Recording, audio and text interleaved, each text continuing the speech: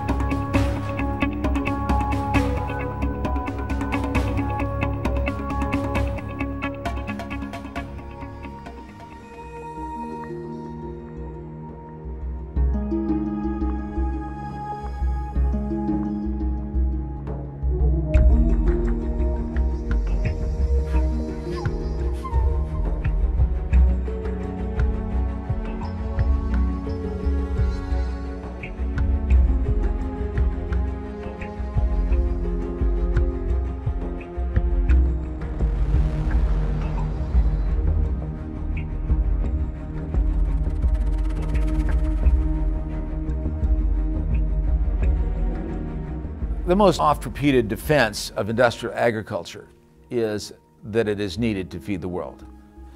This is wrong in so many ways. It is really important to know that industrial agriculture primarily sells commodity crops, not food crops. That's what makes its big money. But the other thing is that there have been peer-reviewed studies by the United Nations, by Michigan State, by other universities and entities around the world that have said, you know what, the only way we're going to feed the world is through medium and small-sized farms that use organic or other sustainable methods. Because that's the only way we're going to get the diversity of foods that we need to feed the world. You cannot feed the world based on those huge monocultures. We know through our loss of topsoil, through our loss of water supply, we know through the poisoning of our wildlife. I mean, 75% of all endangered species on our list are there because of farming and ranching. We know through the destructions of our great river systems.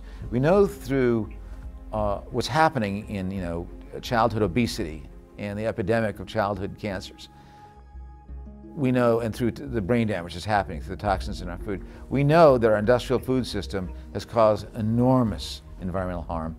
We know it threatens our health and our children's health. So it's an environmental crisis and it's a health crisis. But I would also say to everyone out there, it's a moral crisis.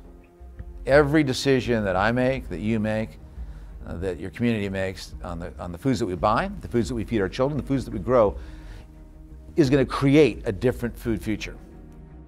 If you go to a fast food place, if you buy industrial food, that's what you're feeding. That is the monster you're feeding.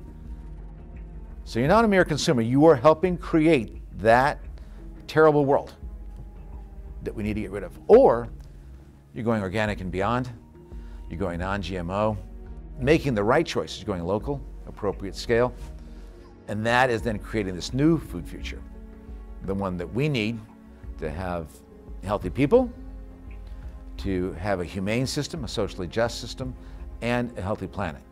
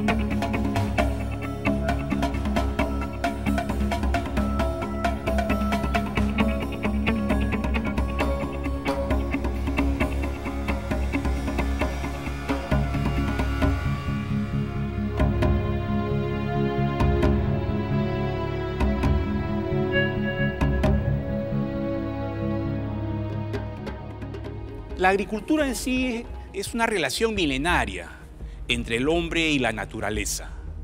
La agricultura no solamente es una actividad productiva, económica, es también una filosofía de vida. Pero ¿qué ha estado pasando actualmente? Vemos situaciones en las cuales cosechamos utilizando gran cantidad de agrotóxicos a través del uso de pesticidas de todo tipo, insecticidas, fungicidas, herbicidas, acaricidas. La agricultura se ha convertido como si fuera una actividad de guerra. El ser humano le ha declarado la guerra a todos los componentes del ecosistema, y todo aquello que le resta un poco de lo que podría ser su cosecha, lo ve como un enemigo. Entonces lo que era un insecto ya lo ve como una plaga. A las hierbas naturales ya no lo ve como una hierba natural, lo ve como una maleza. Y lo trata así despectivamente, ¿no? Y trata de eliminarlo. A los pájaros que logran alimentarse algo de las cosechas, también los ve como enemigos y trata más bien de exterminarlos, ¿no? En la naturaleza, cuando no ha sido intervenida por el ser humano, nosotros encontramos una situación muy distinta. Todos los componentes se mantienen en equilibrio. Entonces lo normal, lo natural, siempre ha sido respetar las estaciones del año, consumir los productos de estación. Habían técnicas como para poder conservar y preservar los alimentos, ¿no? Entonces esas cosas también hay que rescatarlas. A veces solamente pensamos que sea orgánico, que no tenga pesticida, y eso está bien, pero también a eso hay que sumarle lo que les comenté, los otros costos.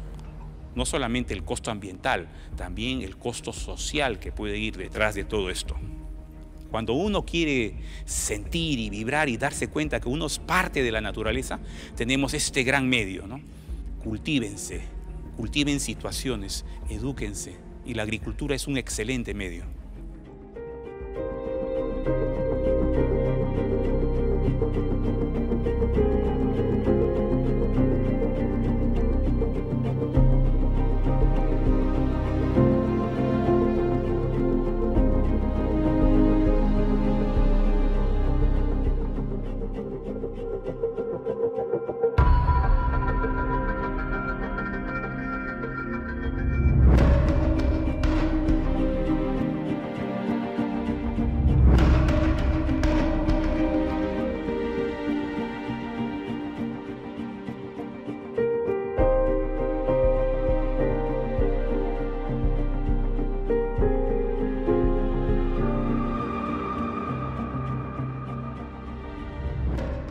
Our identity is so tangled up around this belief that we are the best food growers in the world. And so to dismantle that belief, that humility that it takes to say, we're growing the worst food on the planet, the least nutrient delivery of any food system in the world perhaps, but there's something more insidious at play that we didn't understand until we were on the ground with these farmers, is that in a culture and in a state where 85 to 90% of the ground is under chemical farming, there is a collective subconscious agreement or contract socially in that farm community that you don't talk about this. You certainly don't tell anybody that your crop yields have been decreasing for 15 years, that you think chemical farming is hurting your children and causing the birth defects that you're seeing in your kids. And certainly, we've seen the most horrendous of disease happening on these farms. These farmers' families are so sick. This is exactly what's happening to all of us under the pressure of the chemicals. And their children have attention deficit, allergies, asthma. So you've got this financial lock-in with banks, you've got health collapse happening in the family, you've got the emotional tension, and then on top of that, you have the community pressure, the peer pressure. And so if you decide to make the jump and stop chemical spraying and go to a regenerative agriculture, you're immediately socially ostracized. And so we can't just be organic certified, that's not enough. We have to go to regen ag standards where we actually build soil, not till soil. And so we need to go to a no-till organic technique. One of the things that I have the highest conviction over now as a scientist is the concept of grace in biology. I think it can best be defined now, in my mind at least, scientifically, which is heal faster than you injure. And that's what we see in the soil, and that's what I get to see in my clinic. I see people who have abused their bodies for decades, and if they just give a pause, They do a couple of short-term fasts, they give their gut a break, they give their immune system a break, they get away from chemicals, they start growing some of their own food. Make these simple little decisions, and suddenly decades of damage is reversed in hours, weeks, months. That's grace at the cellular level. What we're seeing is that within a single growing season, you can go from this dead monoculture of corn or soybean to cover cropping with 16 different species and getting a no-till environment. You'll see the fungal elements, you'll see mycorrhizae in there, the bacterial populations returning to the soil, and you see biodiversity returning in the form of earthworms within a single growing season of rest. The farmers that are making the transition are already seeing improved yields year one of going back to a non-GMO seed. It's so much more lucrative for these farmers. There's enough energy, there's enough food, there's enough soil, there's enough commodities, there's enough resources for everybody on the planet to thrive at a level that's never been experienced in human history. And so our mission is not to inspire the farmers that are currently fighting the good fight, it's to inspire their children to do the right thing and do it differently. Connected to new children who are in the cities, who are in the tech world, wherever they are, connect those kids back, give them a sense of that unity, give them a sense of the oneness, and give us all a sense that this is the inescapable optimism, as we are going to transform, period.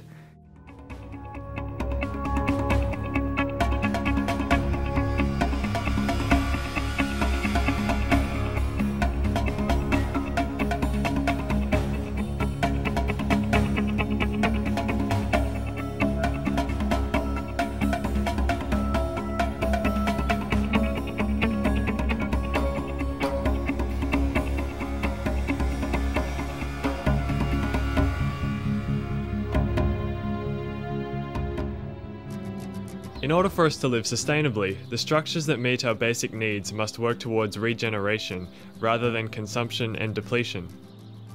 I've been studying sustainable farming systems for over 25 years. There are no real issues. We can solve all of them. There are really easy answers to grow food quality and with good environmental care. As a farmer, you want to create healthy soils and healthy plants and healthy animals, and further up the food chain, we've got the microorganisms which are governing the system. We just create a habitat for them. Then you got the plants growing out of there, be it annuals, perennials and trees. Then amongst that you've got the insects living in there, and then we've incorporated pigs, sheep, cows, ducks, geese, and every single item adds value. This used to be pastoral desert. Was just grass. Yeah, and this is what people can do. You can create heaven on earth.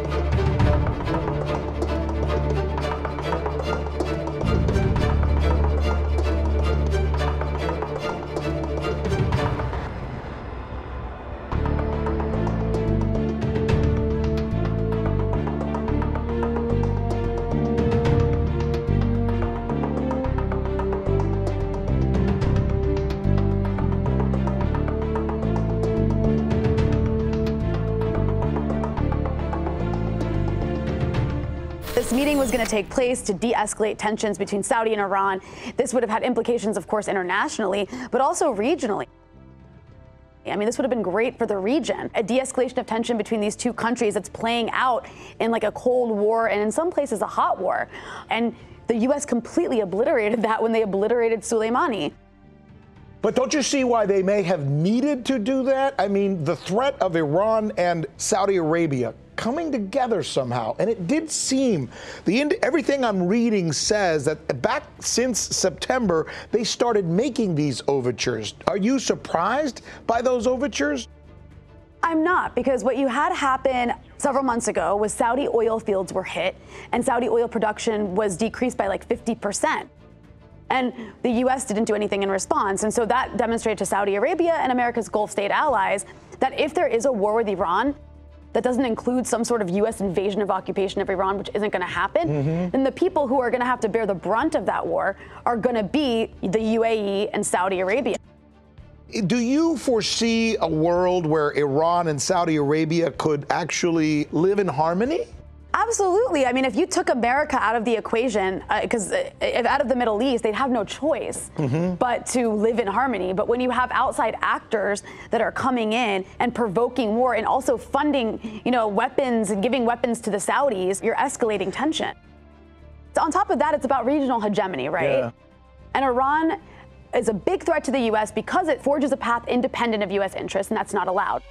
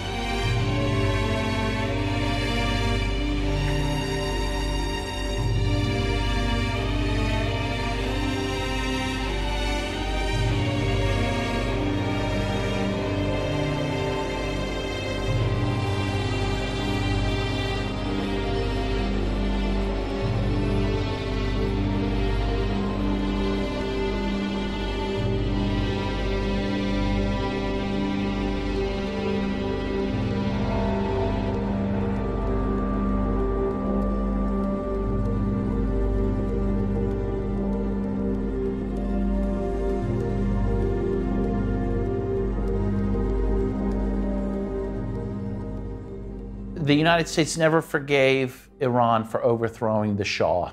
The U.S. had installed the Shah, and the Iranian people overthrew the Shah in 1979. Well, this was the danger of what some would say a good example, to show that people can overthrow a U.S.-backed dictatorship and can challenge U.S. hegemony, and the Iranians did this. Ever since that time, the U.S. wanted Iran back within its sphere of influence, because the Shah was the U.S.'s bulldog in the Middle East, along with Israel. And so really, it's Iran's independence that really galls the United States, that it is willing to use its own oil for its own purposes without U.S. companies being allowed to profit from that or control their oil. Once Trump backed out of the JCPOA, which is what the nuclear deal is called, and increased sanctions, then he went back to the pre-nuclear deal levels of sanctions, which really, and vowed that he would not allow Iran to sell any oil. And of course, oil is the mainstay of the Iranian economy.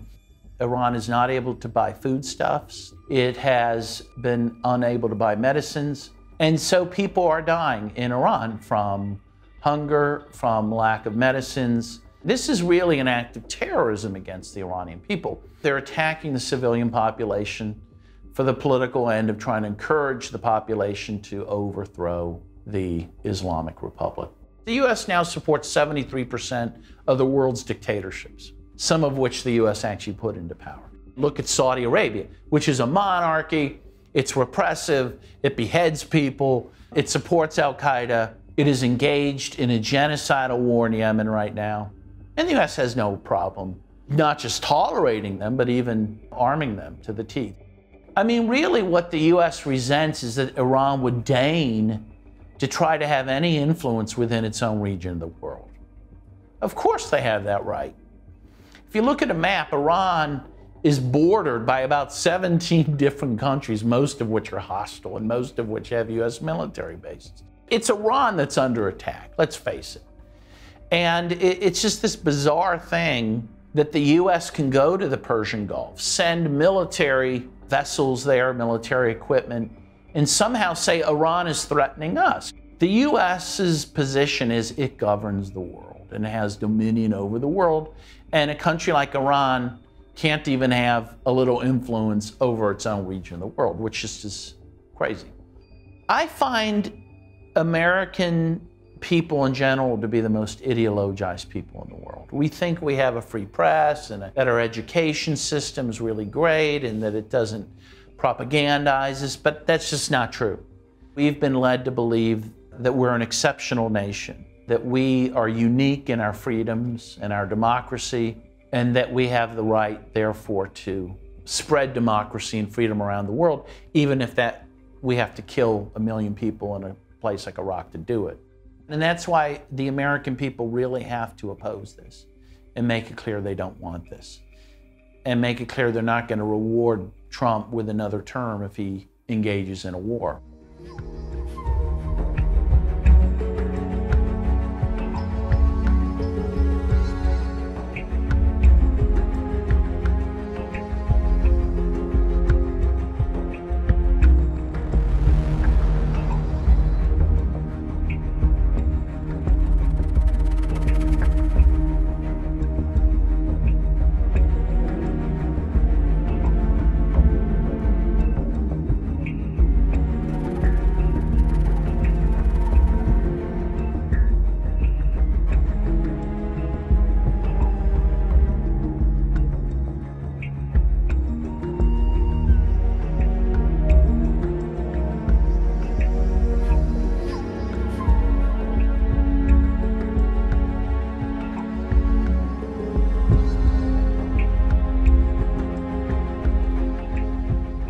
Diese neue Seidenstraße soll Asien über den Nahen Osten mit Europa verbinden. Das ist wirklich das wichtigste Projekt dieses Jahrhunderts und auch das gefährlichste Projekt dieses Jahrhunderts. Wenn das tatsächlich fertiggestellt wird, dieses Projekt, dann ist es mit der Vorherrschaft der Amerikaner vorbei.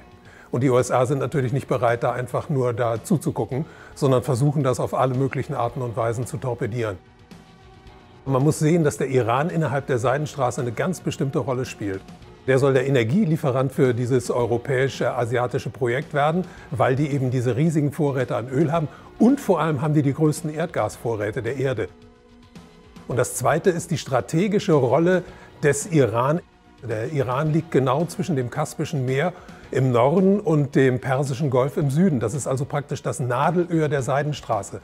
Wenn es dort zu einem größeren Krieg kommen würde, würde diese Seidenstraße da genau in der Mitte unterbrochen werden. Und das wäre natürlich geostrategisch für die USA ein Riesenvorteil gegenüber China. Der Konflikt mit dem Iran ist ja systematisch verschärft worden von den Amerikanern. Also die haben das Atomabkommen gekündigt, die haben die Botschaft in Israel von Tel Aviv nach Jerusalem verlegt. Also die haben alles getan, um diesen Konflikt weiter anzuheizen. Und das ist jetzt nur die nächste Eskalationsstufe darin.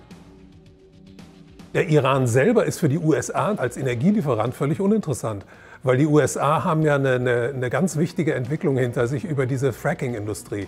Also die USA waren bis vor einiger Zeit ein großer Importeur von Erdöl und Erdgas. Das sind sie inzwischen nicht mehr, sind inzwischen zum Exporteur geworden. Das heißt, die sind davon nicht mehr abhängig. Also die Ölinteressen und die Gasinteressen im Nahen Osten spielen keine so große Rolle mehr. Es geht da nur noch um Geostrategie. Man muss sehen, dass die USA insgesamt weltweit ja im Niedergang sich befinden. Die wirtschaftliche Stärke der USA, die ist nicht mehr die von früher. Inzwischen als Handelsmacht sind sie überholt worden von den Chinesen. Ich glaube, dass das amerikanische Finanzsystem an einem Punkt angekommen ist, an dem nur noch das Fluten des Systems mit noch mehr Geld dieses System am Leben erhalten kann und wo es dann endgültig zusammenbricht. Aber die USA klammern sich im Moment auch außer ihrer militärischen Herrschaft auch noch an die Übermacht des Petrodollars. Der US-Dollar ist immer noch die stärkste Währung der Welt. Über 60% aller Devisenreserven aller Zentralbanken auf der Welt werden in US-Dollar gehalten. Das ist ein ganz starkes Druckmittel der USA gegen den Rest der Welt. Aber dieses Druckmittel wird mit der Zeit immer geringer. Und es gibt ja auch inzwischen die Versuche der Chinesen, den Petrodollar zu unterlaufen. Es gibt zum Beispiel im letzten Jahr wurde ein Vertrag abgeschlossen zwischen den Saudis und den Chinesen über Öllieferungen in Yuan. Übrigens glaube ich auch, dass Saudi-Arabien eine ganz wichtige Rolle für die gesamte Zukunft der Welt spielen wird. Die Saudis sind ja die letzten Jahrzehnte immer der wichtigste Verbündete nach Israel im Nahen Osten für die USA gewesen. Aber die Saudis könnten sich ja auch umorientieren. Und wenn die Saudis sich jetzt zum Beispiel den Chinesen zuwenden würden, dann würden die Karten ganz neu gemischt im Nahen Osten. Also ich vermute, dass es noch eine Zeit lang weitergehen wird, dass sich die Länder da gegenseitig reizen. Aber langfristig sehe ich einfach keine andere Lösung, als dass es tatsächlich da zum Krieg kommt. Weil auf diese Art und Weise würde die Rüstungsindustrie ganz stark angetrieben. Es würde bedeuten, dass sehr viele Waffen vernichtet würden, dass neue Waffen wieder gebaut werden müssen. Das würde die Finanzindustrie natürlich sehr interessieren, weil die ja hinter der Rüstungsindustrie steht. Und das könnte die Aktienmärkte in der Welt noch mal wieder um mehrere Monate, vielleicht sogar um Jahre dann antreiben.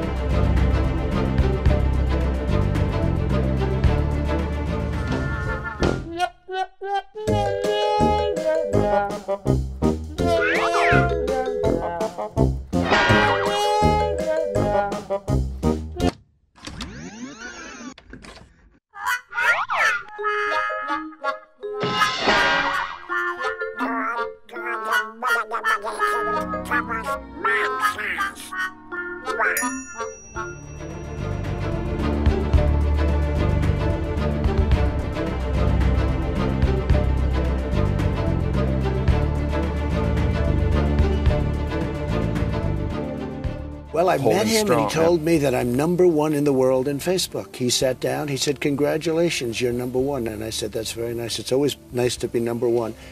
You know who #2 is? Modi of India. Yeah. But he has 1.5 billion people. I have 350.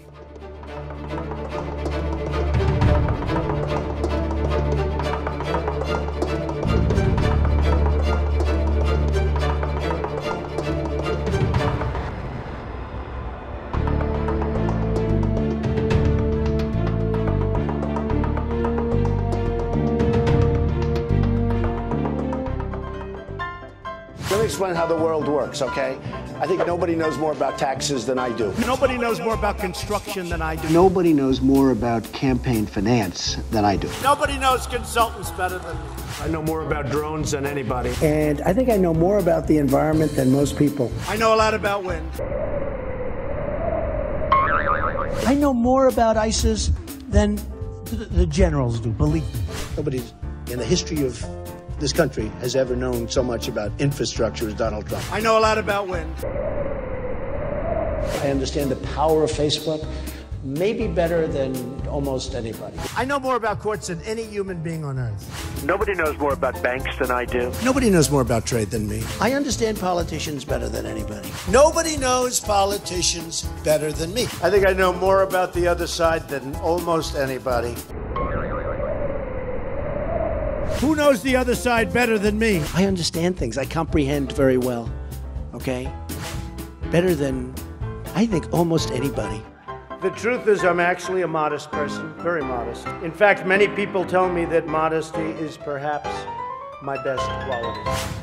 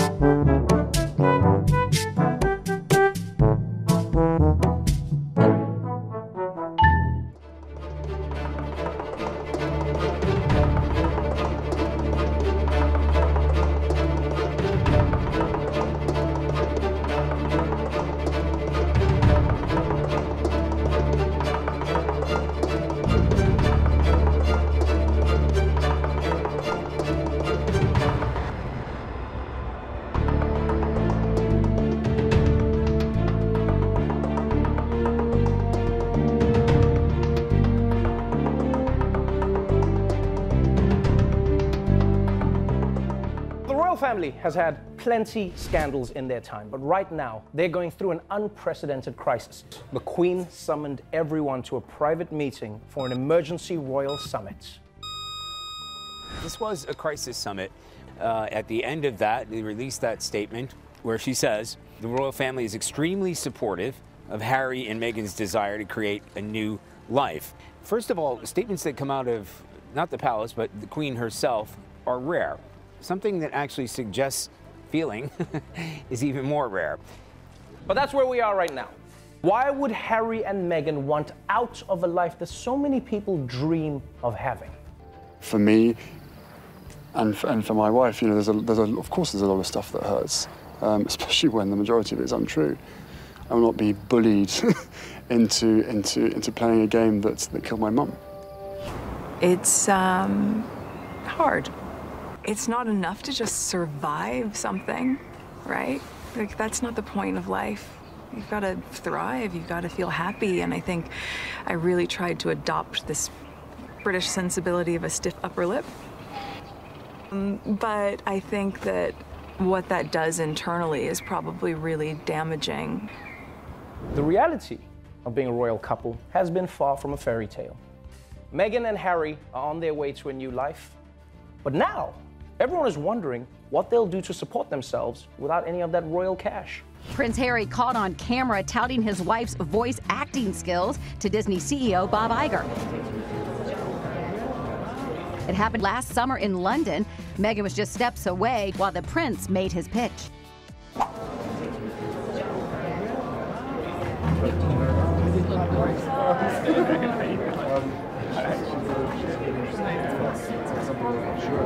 Well, good news, Meghan's already got herself a job. Respecto a su trabajo, además del contrato con Disney, Meghan podría estar cerrando su colaboración con la casa de moda Givenchy. Sus planes van como esperaban. En esta jugada de ajedrez, los duques han avanzado varias casillas, pero es importante recordar que la reina se puede mover libremente por todo el tablero.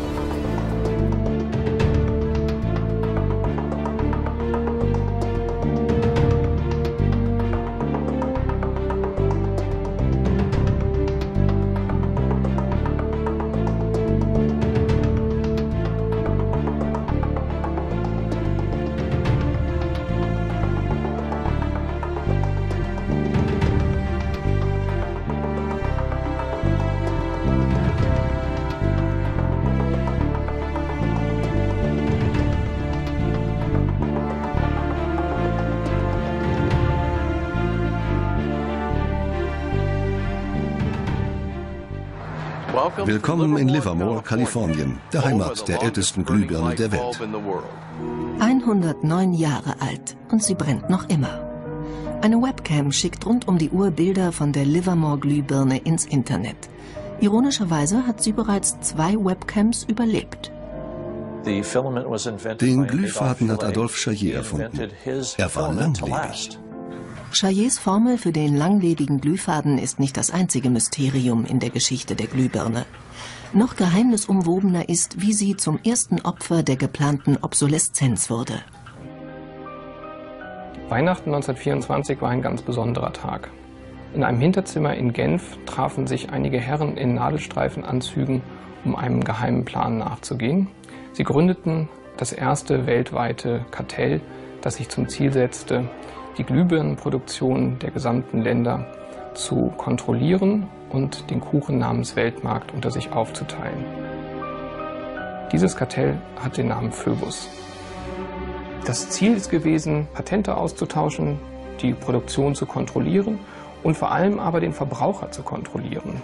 Es ist umso besser für diese Firmen, wenn der Verbraucher regelmäßig Glühlampen kauft, und wenn die Glühlampen lange brennen, ist das ein ökonomischer Nachteil. Also hat man sich bei Phöbus gedacht, beschränken wir einfach die Lebensdauer dieser einzelnen Glühbirnen auf 1000 Stunden. Mit der geplanten Obsoleszenz sank die Lebensdauer der Glühbirnen. In nur 2 Jahren von 2500 auf weniger als 1500 Stunden. In den 1940ern hatte das Kartell sein Ziel erreicht. Die Standardlebensdauer einer Glühbirne betrug nun 1000 Stunden. In den folgenden Jahrzehnten meldeten Dutzende von Erfindern Patente für neue Glühbirnen an, darunter eine, die 100.000 Stunden brannte. Keine davon kam je auf den Markt. Dank der Massenproduktion fielen die Preise und viele Waren wurden für jedermann erschwinglich. Doch die Hersteller fragten sich, ob der Kaufrausch anhalten würde. Was wäre, wenn der Verbraucher seine Bedürfnisse befriedigt sähe? Schon 1928 warnte ein einflussreiches Werbemagazin: Ein Artikel, der nicht verschleißt, ist eine Tragödie fürs Geschäft. 1929, nach dem Börsenkrach an der Wall Street, war es mit der Konsumgesellschaft dann erst einmal vorbei. Die USA stürzten in eine tiefe Rezession. Bernard London, ein bekannter Immobilienmakler, wollte, um die Depression zu beenden, die geplante Obsoleszenz zur Pflicht machen. Londons Vorschlag sah vor, alle Produkte mit einem Verfallsdatum zu versehen, nach dessen Ablauf sie amtlich als tot galten. Verbraucher sollten sie dann bei einer Behörde abliefern, wo sie zerstört würden. Einen Artikel über das Verfallsdatum hinaus zu behalten, sollte strafbar sein. Bernard London glaubte, dass durch geplante Obsoleszenz die Industrie wieder in Schwung kommen würde. Die Menschen würden wieder konsumieren und bald jeder eine Arbeit haben. Bei den Ingenieuren gab es einen Paradigmenwechsel. Die alte Schule sah es noch als ihre Aufgabe an, ein Produkt herzustellen, das nie kaputt ging. Die neue Schule war vom Markt gesteuert und an möglichst vergänglichen Produkten interessiert. Die Debatte war vorbei, als das neue Ingenieursdenken die Oberhand gewann. Unsere Wachstumsgesellschaft ist wie ein Rennwagen, der mit voller Geschwindigkeit dahinrast, aber keinen Fahrer mehr hat. Das Ende ist vorhersehbar. Entweder fährt sie gegen eine Wand oder stürzt in einen Abgrund.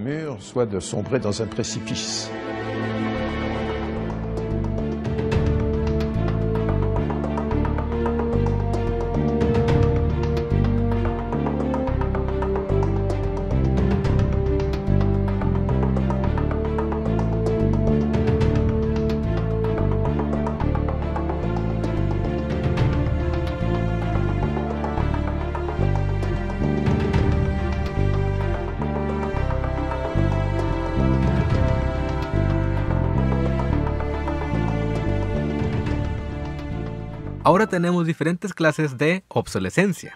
La obsolescencia por defecto, incompatibilidad, psicológica y ecológica.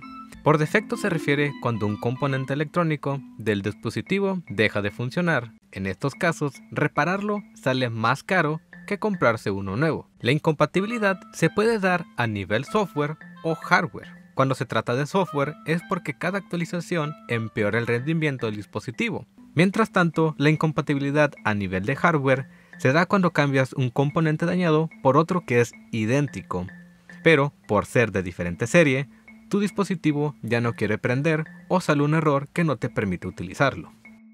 Por otra parte, tenemos la obsolescencia psicológica. Este es el método que utilizan las empresas en sus campañas de publicidad, donde hacen todo lo posible para que tú percibas un producto como viejo o pasado de moda. Apple y Samsung abusan de esto, donde cada año presentan los mismos celulares, pero con mejoras muy leves. Por último les presento la obsolescencia ecológica, la cual promueve que utilices dispositivos con componentes menos agresivos al ambiente. Sin embargo, estos dispositivos ecológicos tienen menos vida y a la larga dañan más el ambiente porque no se pueden reciclar de forma sencilla. No les pido que dejen de consumir, pero sí traten de regular y exigir un mejor producto.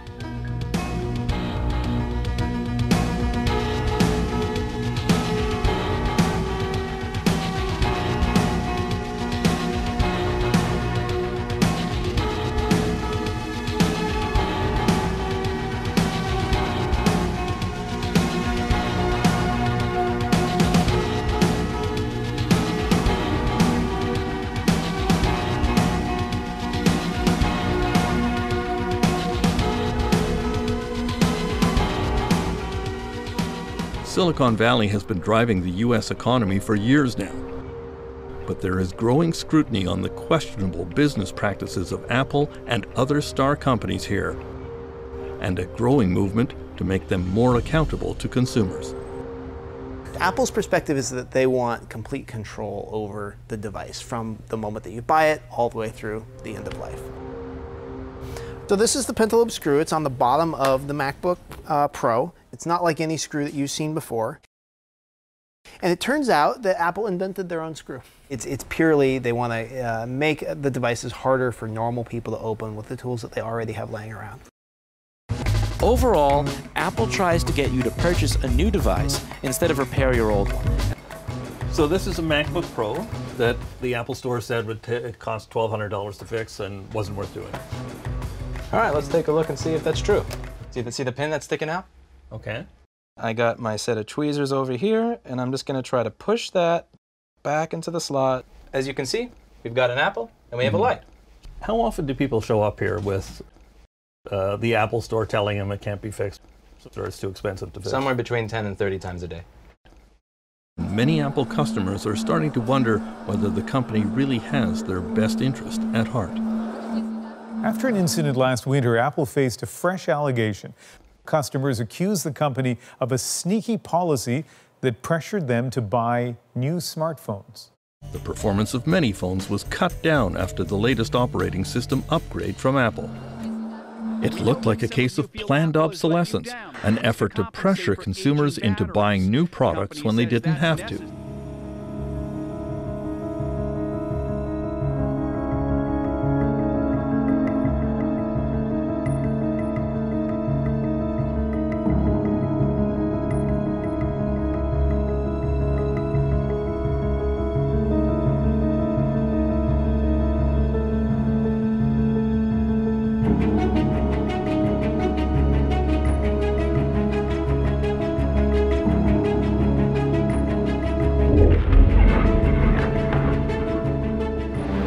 Thick, toxic, unbreathable.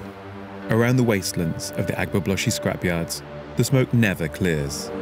Copper, aluminium, it's all there for the taking. Yeah, it's burning place. We are burning waste and aluminium. Awal's been stripping waste for 6 years, selling by weight the metal he recovers. He makes 15 cedis a day, less than €3, while facing constant hazard. It's difficult to put a figure on how many work here, but several thousand at least. According to a US study, Agbogbloshie is among the top 10 most polluted sites on the planet. Cadmium, lead, mercury and arsenic are permanently present in the soil, sometimes at levels 100 times greater than international safety standards. Cars, computers, mobile phones, televisions. All manner of electronic devices that end up here are painstakingly sorted, stripped, and dismantled. You can find anything in the rubbish here, but it's the electronic waste that's the most sought after for the metals it contains. Most of it comes from outside Ghana. The European Union has strictly prohibited the export of e-waste. Yet around 350,000 tons, the equivalent of 2.5 billion smartphones, leave Europe illegally every year. In the meantime, the waste burners will go on burning, despite the risks to their health, despite the risks for the environment. It's their livelihood.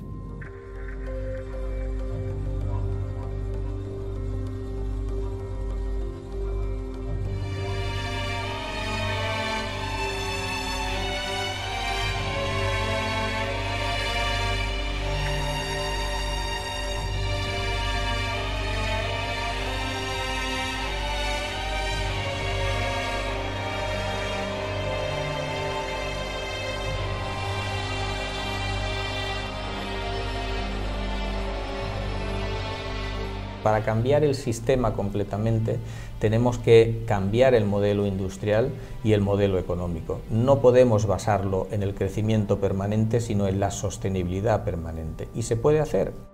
Si se crearan esos productos con durabilidad y que fuesen reparables, que fuese más rentable repararlos que comprar uno nuevo, se crearía más trabajo. Y más trabajo local, evidentemente. No nos tendríamos que endeudar para comprar 5 y 6 lavadoras, 5 o 6 televisores durante toda nuestra vida, ¿no? Y en último extremo, por supuesto, no se consumirían materias primas de forma innecesaria, el planeta Tierra no colapsaría.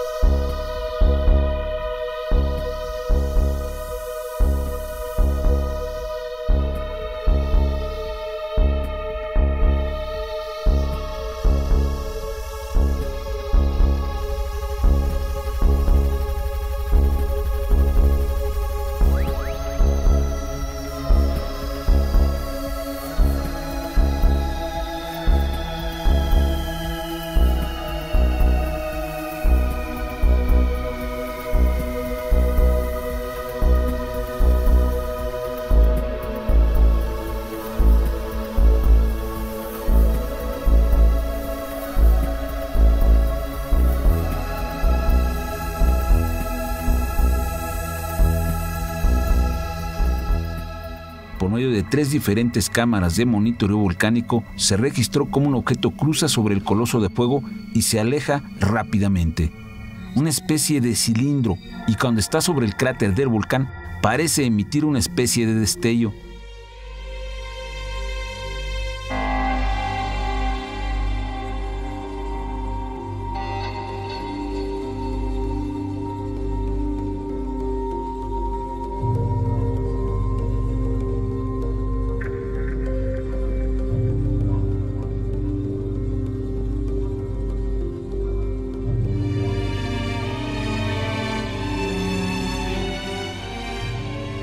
We were seeded here from various star nations. In this premise, genetic and ethnic diversity is explained. It also covers the differences in our blood types.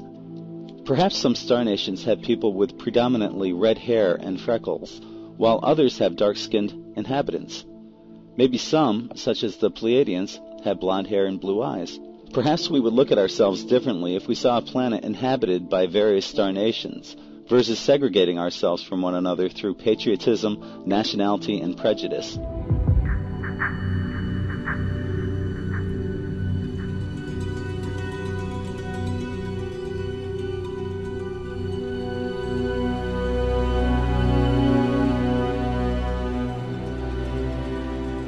Any Indian tribe and other Aboriginal groups have a direct connection with what we term the star people. They talk about the origin of their ancestry from different constellations, different star systems. For example, if you look at the Cherokee tribe, their logo of their flag it's got seven-pointed star, and they claim that their ancestry was created by the Pleiadian people.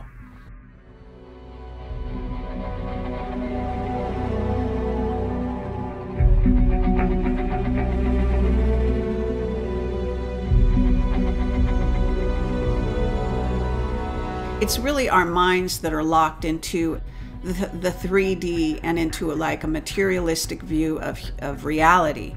We are 3D going into 4D. We're a soul having a material experience in essence. And so we are able to go interdimensional. That's part of this package that we call humanity, the human vehicle that we operate and we exist within. Humans always tend to think that we're the only game out there. There is no alone in this universe or multiverse, actually.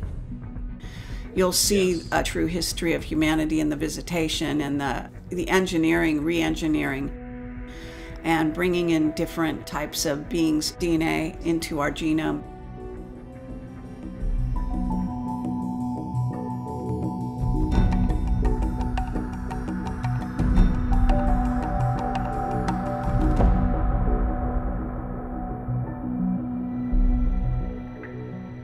Earth has been inhabited and has been used as a way station, a port of harbor for space-traveling extraterrestrial star nations for millions of years.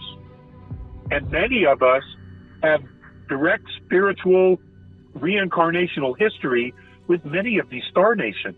Humanity is made up of at least 22 different extraterrestrial races, a genetic lineage to other star nations. So I think it's going to be the extraterrestrials who at some point sit down humanity and say, look, here's the whole story of who you are and how we got here and why we're here. And we're never going to get that from Earth religions. That can only come from beings off-world who have not only been through the process, but who have been watching us for thousands and thousands and thousands of years.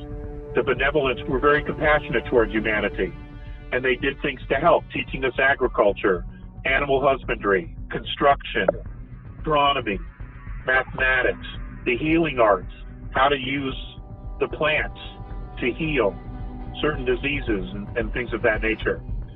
Some actually taught us some spirituality, energy fields, chakras, etc., etc. The last thing the benevolents want is to be worshipped. That is not what they're about. You know, what they want is humanity to step forward and become a part of the family of the galactic. There is an interconnectedness that's being created by these beings on a, what we would call a spiritual level, harmonic level, that our universe, our holograph, which contains all of the universe that we know, has never had before. The immediate result that we're seeing here in third density is the awakening of humanity, the awakening of our DNA, the transformation of how we see ourselves and our connectedness to all that is. There are many kids and many human beings that have had near-death experiences. When they come back into their bodies, many of them have a third strand of DNA.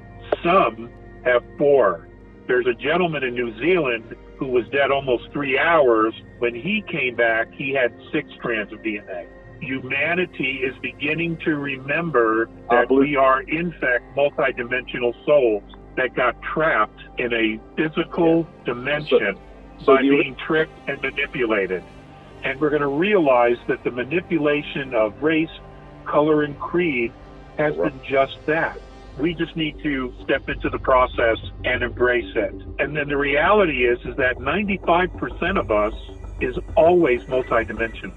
What we see here in the physical is a very, very small piece of who we really are. 2 years ago, Jupiter picked up an additional 19 moons. Now we're being told that Saturn has picked up some additional moons. Most of these moons have a very specific mineral, and on our periodic chart, the only thing we would recognize would be quartz. Now, these asteroids have been brought into a orbit around these planets. It was a very orderly migration into the solar system. It was all managed. And some of the moons have already showed signs of being mined, and that was by other star nations that have already used this technology. What this mineral does is that you can create bows of boats, rods that will fit into lakes, oceans, housing on aircraft engines, and when you generate a specific harmonic frequency in this metal, it causes all of the protons and electrons of pollution to break down and decay and die, specifically radiation. It causes it to speed up its decay process, and it just falls to the bottom of the ocean. They brought this material here to help us clean up our world. Whenever this process truly begins, they're going to want us to take responsibility for not only the mining, but also the manufacturing and the cleaning of our environment to get everyone involved in this process. And it will help us to re-engage with our home planet, because most of us have detached from nature almost completely.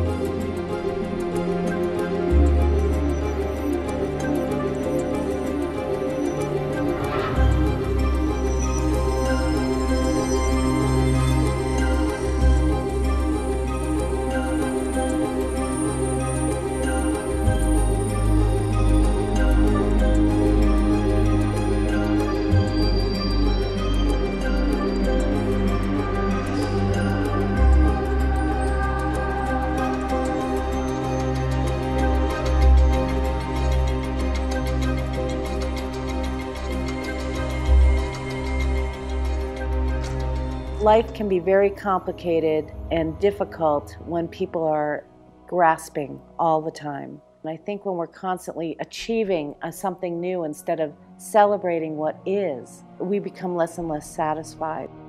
It's like a drug. Money is a drug, sex is a drug, shopping is a drug. It's a bottomless pit trying to satisfy ourselves. This culture, especially in the United States, this society really has this like succeed, excel. It's a consumer mentality. Do more, buy more, be more, have more, bigger house, bigger car, fill up a garage full of 10,000 rolls of toilet paper and buy as much as you can. And people have garages and storages and more stuff, and they have so much stuff they can't even store the stuff. They had to pay for a place to store the stuff that they can't even store at their own house. And this is the way people live. Just because you have more externally, it doesn't always correlate to being internally fulfilled. Those are two completely different things. And external, in your environment, the house, the cars, the stuff, is never fulfilling. It's short term. You get the fulfillment, you buy it, you have it, you play with it, and you get the short term, like instant gratification type of thing. But just like a child with a new toy, you run out of motivation after a little while and you're on to the next toy. I think for those people who don't settle down their nervous system with meditation or who don't have a spiritual or creative practice, their mind is constantly traveling into the past, into the future, and into other people's business. And when that happens, they're not present for themselves and the world that's being revealed to them. And a Zen master might say, show me the future, show me your past, and there's no way to do it. Those questions, they stop the mind. Your mind will gyrate a little bit and then eventually it settles down. We dive into the source of everything. We started naming some of the qualities of it. It's eternal, it's ever-present, it's intelligent. That's the transcendence, is when we lose track of time and space and we transcend the element of materialism. When we recognize that every single material thing at its core is energy and everything is vibrating, then you can get a feeling for this nature of existence that is not as materially real as we tend to think. We sometimes get a feeling like there's something else going on here, that there's something much more connected, that in a very real sense, we're sharing the same dream. And so I recognize that I'm in some ways playing a role, but who I really am is so much bigger, so much more mysterious. It's eternal, it's infinite, it's timeless, it's connected to everything. I think mystics, philosophers, poets, they express the reality better than maybe you or I, because they allude to it. And that's the same with waking up to that which is looking through your eyes. You can call it anything you want. Some people call it self with a capital S. Some people call it spirit, God, soul, the great spirit, consciousness itself. It's that which animates all of this. It's what's residing at your deepest level. In some ways, experiencing a dark time, in some ways, we're experiencing a renaissance. And so there's some threats to our existence right now. But we also have more and more people who are paying attention and more people who are looking for solutions in areas that we didn't look before. Get out there and do something nice for somebody and don't expect anything in return. Be kind. People need it. If we remember that the people who we complain about are human, that underneath their beliefs and ideologies, they're human beings, it opens up our ability to hear one another. We are the creation of the forces of life, living as long as the universe stays, which is forever, through the galaxy's nights and days. We'll live forever with the stuff of stars, ever changing, ever growing, born into this life, born into that, changing this form for the one that comes next, an eternal part of an eternal creation, a quintessential piece of divine revelation.